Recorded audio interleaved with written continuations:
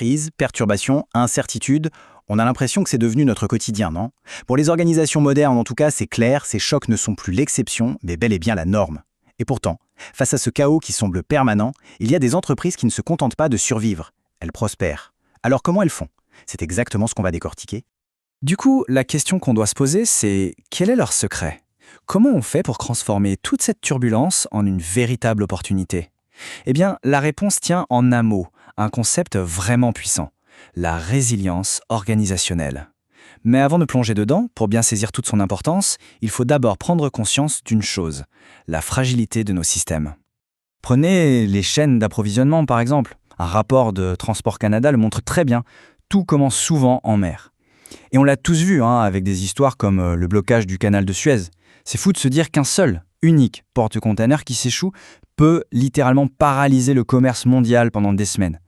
Ça montre bien qu'il suffit d'un seul maillon faible pour que l'onde de choc se propage à toute la planète.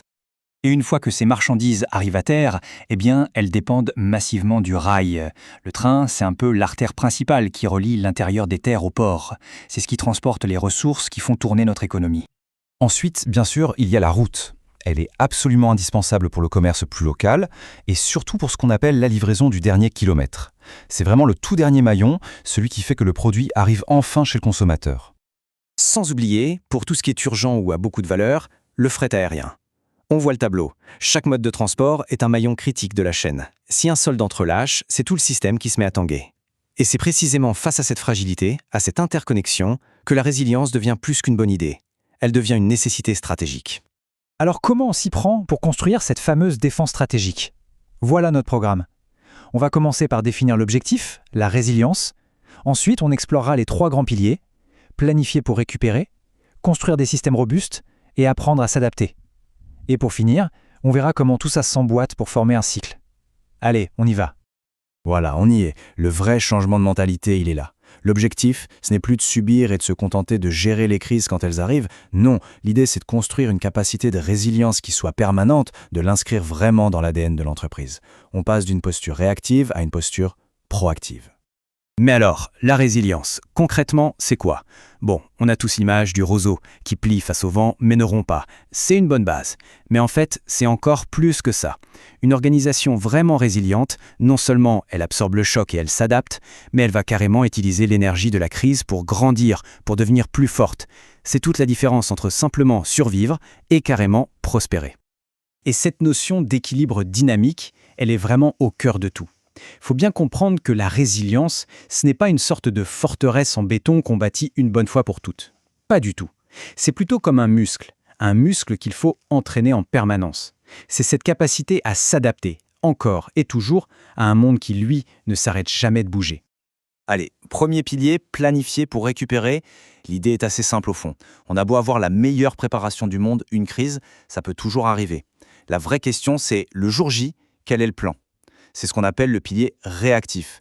Mais attention, réactif ne veut pas dire improviser. C'est une réactivité qui a été pensée, préparée, orchestrée. Dans ce domaine, on entend souvent 2 acronymes, PCA et PRA, plan de continuité d'activité et plan de reprise d'activité. La différence est en fait assez simple. Le PCA, c'est le plan d'ensemble. Le PCA, c'est comment on fait pour que tout le monde puisse continuer à travailler, même si les bureaux sont inaccessibles. Le PRA, lui, est beaucoup plus spécifique. C'est le plan des équipes IT.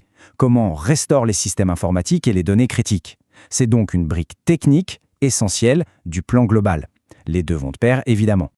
Ok, mais à part survivre, ça sert à quoi tout ça? Quels sont les vrais bénéfices? Eh bien, ils sont nombreux. D'abord, protéger les collaborateurs et les données sensibles. Ensuite, bien sûr, réduire les pertes économiques. Et puis, un point essentiel, préserver sa réputation, la confiance. Parce qu'au milieu de la tempête, l'organisation, qui, elle, reste debout, elle ne fait pas que survivre, elle gagne un avantage concurrentiel énorme sur les autres. Bien, on a vu le côté réactif. Maintenant, passons, si on veut, de la défense à l'attaque. Et c'est là que ça devient vraiment intéressant. Comment est-ce qu'on peut renforcer les fondations même de l'organisation pour que les crises aient le moins de prise possible? C'est tout l'enjeu du 2e pilier, le pilier proactif, bâtir des systèmes robustes au quotidien. Et très souvent, le point de départ de cette démarche, c'est ce qu'on appelle le HSE. Hygiène, sécurité, environnement. Pour faire simple, on peut voir ça comme un check-up de santé complet et régulier de l'entreprise.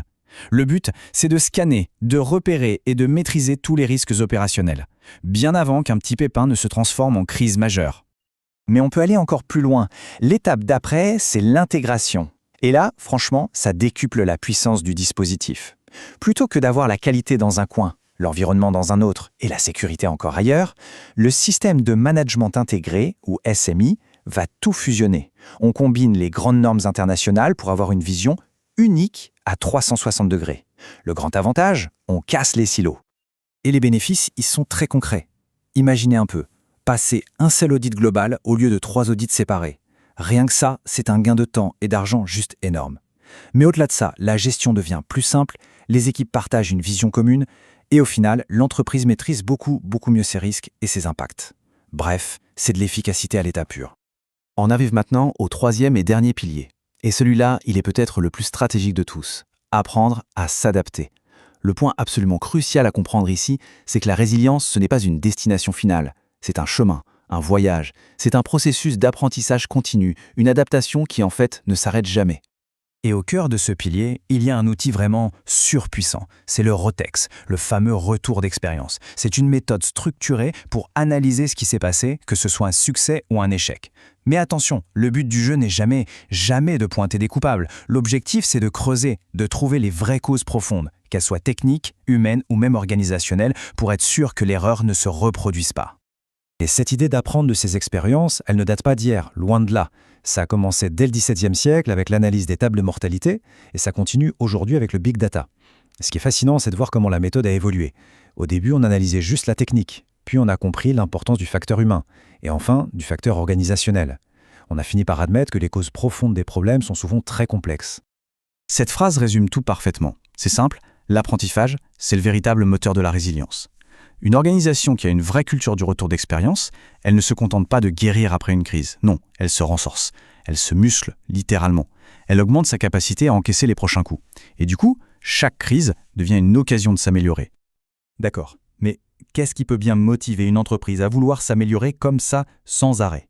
Souvent, la réponse se trouve dans un engagement fort en matière de RSE, la responsabilité sociale des entreprises. Quand une organisation se fixe des objectifs vraiment ambitieux, comme réduire son empreinte carbone ou améliorer le bien-être au travail, elle a besoin d'un outil pour voir où elle en est et pour corriger le tir. Et cet outil, c'est le RETX. On pourrait dire que la RSE donne le cap, la direction, et le RETX, c'est le moteur qui fait avancer. Voilà, on a nos 3 piliers. Récupérer, donc le réactif, être robuste, le proactif, et s'adapter, l'adaptatif. Maintenant, il est temps de tout mettre ensemble, d'assembler les pièces du puzzle. Parce que bien sûr, tout ça ne fonctionne pas en silo. Au contraire, ça forme un cycle dynamique et permanent. Et ce cycle confirme que c'est un voyage, pas une destination. Étape 1, on évalue, on analyse les risques. Étape 2, à partir de là, on planifie et on prépare les défenses, les PCA pour la réaction, les systèmes intégrés pour la robustesse. Étape 3, et elle est capitale, on teste, on fait des simulations. Et enfin, étape 4, on apprend. Grâce au RETX, on analyse ce qui a marché ou pas et on révise les plans. Et on recommence. C'est une boucle qui ne s'arrête jamais. Et à chaque tour, l'organisation devient un peu plus résiliente. Tout ça nous amène à une dernière question de fond. Face à un monde aussi turbulent, est-ce que la résilience est juste un coût, une ligne de plus dans le budget ? Ou bien est-ce que c'est en réalité l'investissement stratégique ultime, l'investissement le plus fondamental pour assurer non seulement sa survie, mais sa prospérité durable ? La question mérite d'être posée.